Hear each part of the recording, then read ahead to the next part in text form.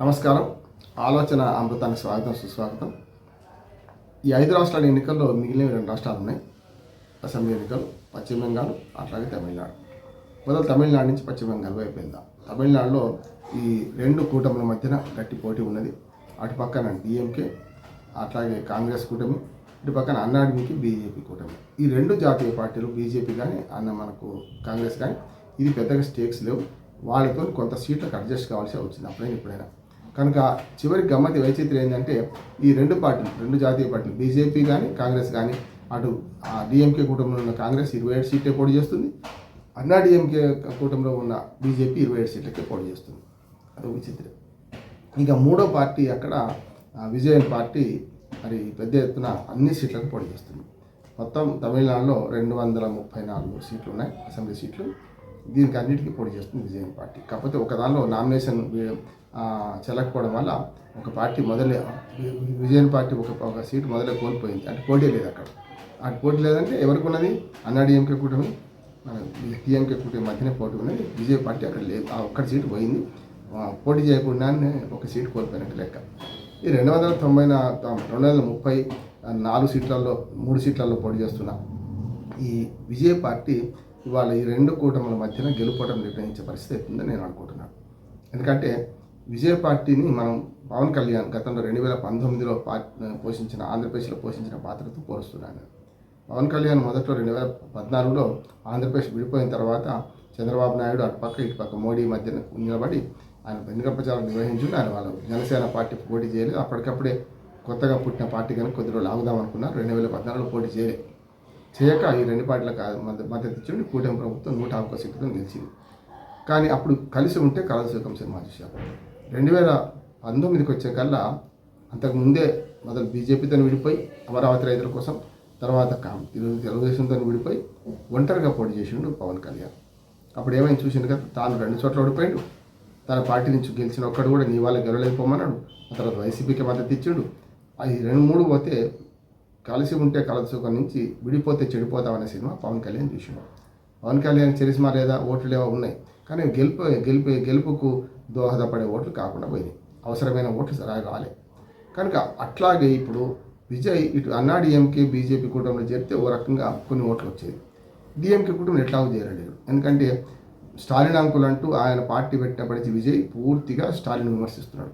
అట్లానే అన్నాడీఎంకేను సమర్థిస్తలేడు. అన్నాడీఎంకేలో ఉన్న బీజేపీని తిడుతున్నాడు, చూస్తున్నాం. అంటే ఇటు సెక్యులర్గా తాను ఫోకస్ అయ్యే ప్రయత్నం చేసిండు. అట్లాగే అన్నాడీఎంకేలో బీజేపీ పొత్తులో ఉంది కనుక బీజేపీని తిట్టిండు, కేంద్ర ప్రభుత్వం తిట్టిండు, మోడీని తిట్టిండు. ఇటు పక్క స్టాలిన్ కూడా సూటి ప్రశ్నలు వేసిండు.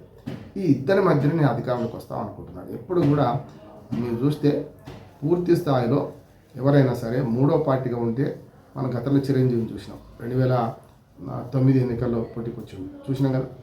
తాను 16% ఓట్లు, 18 సీట్లు గెలుచుకున్నాడు. కానీ అధికారంలోకి వస్తామంటే కాలే. కానీ 16% ఓట్లు దాటినే కనుక ఆ 18 సీట్లు వచ్చినాయి. తెలంగాణ కూడా 2 వచ్చినాయి. అట్లానే పవన్ కళ్యాణ్ ఉదాహరణ ఎట్లాగో చెప్పిన.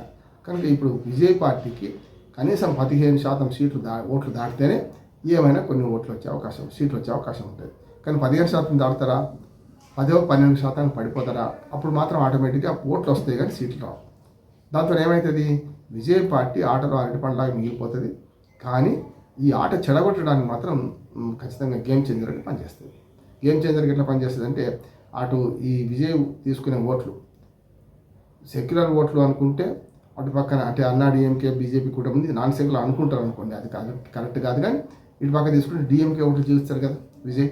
ఆటోమేటిక్గా డిఎంకే ఓట్లు గెలిస్తే ప్రతిపక్షాలు నష్టమైంది కదా. అంటే ప్రభుత్వ వ్యతిరేక ఓట్లు విజయ్ కొన్ని పొంది, ఇటు అన్నాడీఎంకే బీజేపీ కలిసి కొన్ని పొందినాయి అనుకోండి, ఇప్పుడు ఆటోమేటిక్గా డిఎంకేకే లాభం అవుతుంది.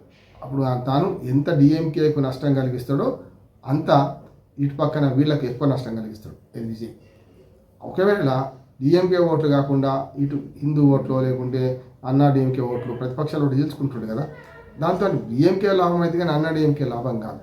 కనుక విజయ్ పార్టీ చాలా వరకు డిఎంకేకే లాభం చేసే పరిస్థితి చేస్తున్నాడు. ఆయన ఎన్ని ఓట్లు వచ్చినా అధికార పక్షానికి వ్యతిరేకంగా తిరగబడ్డ ప్రజల ఓట్లు అటు అన్నాడీఎంకే బీజేపీ కూటమి కనబడతాయి, లేకపోతే విజయ్ కూటమి కనబడతాయి. కానీ ప్రభుత్వ వ్యతిరేక ఓట్లు చీలిపోతే ఏమైతే ఆటోమేటిక్గా ప్రభుత్వంలో ఉన్నవాడు గెలుస్తాడు. అది జరిగే అవకాశం. కాదు విజయ్కి పూర్తిగా 5% 4% పడిపోయింది అనుకోండి పూర్తిగా, అవి ఏమి చేయలేవు. ఎందుకంటే వాళ్ళ ఇద్దరి మధ్యన పోటీ ఉంటుంది. ఇప్పుడు కూడా అన్నాడీఎంకే మన డిఎంకే కూటమిల మధ్యన కేవలం ఒక 2%, 2.5% తేడా కానీ ఎక్కువ కనపడతలేదు. కనుక ప్రభుత్వ వ్యతిరేకత ఉంది, కానీ ఆ వ్యతిరేకత 2-3% మించుతలేదు, సునామీ లేదు. కనుక ఖచ్చితంగా తమిళనాడులో డిఎంకే గెలుస్తుందని నేను అనుకుంటున్నాను. చూద్దాం ఏం జరుగుతుందో. అన్నాడీఎంకే బీజేపీ కూడా మాత్రం బాగా పుంజుకుంటుంది, చాలా ముందుకు వస్తుంది. కానీ గెలిచే ఓట్లు రాకపోతే దానికి ప్రధానమైన కారణం విజయ్ పార్టీ అవుతుంది. అట్లాగే శశికళ పార్టీ కూడా 1% అటు ఇటుగా అక్కడెక్కడ చేయొచ్చు, కానీ దానివల్ల పెద్ద సమస్య రాదు. అట్లాగే పన్నీర్ సెల్వం లాంటి వాడు పోయి డిఎంకేలో చేరింది కనుక అన్నాడీఎంకేలో ప్రముఖ పాత్ర వహించి 3 సార్లు ముఖ్యమంత్రిగా జయలలిత జైలుకి వెళ్ళినప్పుడు ఉన్న ఆయన కూడా కొంతవరకు ప్రభావం చూపించవచ్చు. కానీ అది మరి డిఎంకేకి ప్లస్ అయింది కదా.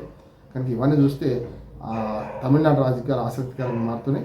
మరి ప్రతిసారి ఇదివరకు జరిగినట్టు ఒకరు ఓడిపోతే ఒకరు గెలిచినట్టు, ఒక కూటమి ఒకసారి ఒక కుటుంబం వచ్చినట్టు అన్నట్టు 10 ఏళ్ళు ఇప్పుడు స్టాలిన్ ఉన్నాడు కనుక ఇప్పుడు ఒకవేళ జరిగితే ఈసారి మళ్ళీ 10 ఏళ్ళకి ఒకసారి పట్టం కట్టే మార్పు జరుగుతుందని నేను అనుకుంటున్నాను.